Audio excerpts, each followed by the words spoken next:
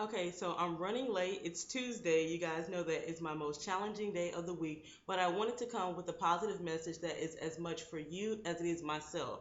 Now, I've had this topic on my mind for the past week, and it was going to be about depression and anxiety and how to deal with that, but it also applies to me in my current situation where I'm not really depressed, but I'm not really satisfied. And the title that I want to use is Do Not Self-Destruct, Self-Correct. Do not self destruct, self correct. To do that, you need to be able to, number one, gain your composure. Above all things, stay composed.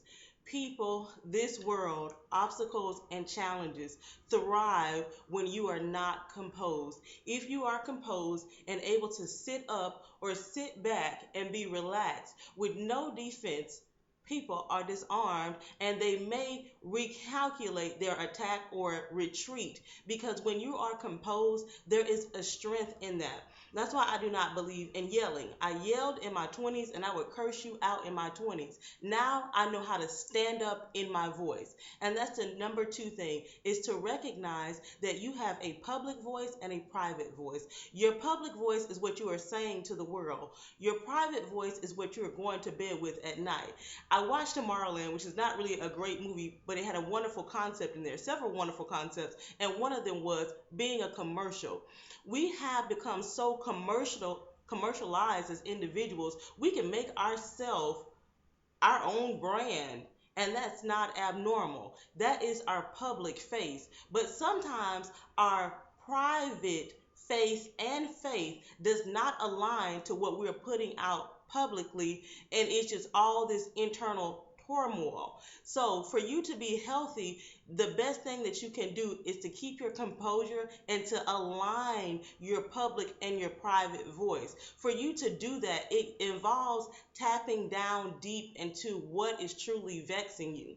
Like lately, I don't really get upset, but I do get vexed because I'm not where I want to be. No one can fix that for me but God, who will use me to do that for myself. I have to align myself internally and realize all the different obstacles going on around me are not even occurring at the altitude that I want to be. So why sink below that and throw mud and sling dirt and go into closed offices and complain about people or write emails about people or go out to lunch to make myself look better while I'm making someone else look bad? That's not the altitude that I want to be on. So by me knowing that deep privately, I will not act out that way publicly. I am aligned. I want to have hope and harmony. And that's why even when people do not like me, they gravitate towards me. It's like people wait to see what I'm going to say, even when I don't want to say anything, because that composure and that alignment allows you to be a genuine force. A genuine force is more powerful than anything, whether it is good or bad. So we have composure, align your public voice and your private voice. If you cannot, and if you have, don't say what you feel. Take a moment of silence. Peace be still is so simple and so biblical. Think of the word of God and what it says and act upon those things only. Anything that takes you out of alignment of your faith and of the word and of things that are higher than your emotionality, your humanity, your intellect, anything that goes against your core spirituality, which is to be calm and to thrive and to flow, is not an action that you should be taking. And sometimes it is best just to be still. Sometimes you may have to resign yourself without quitting. You can show up every day and not quit, but you can conserve your energy, and it goes back to that silence or solutions. It was a man that told me that you can be sick, which is physically sick, or you could be sick of life. If you are just sick of life, do not unhinge.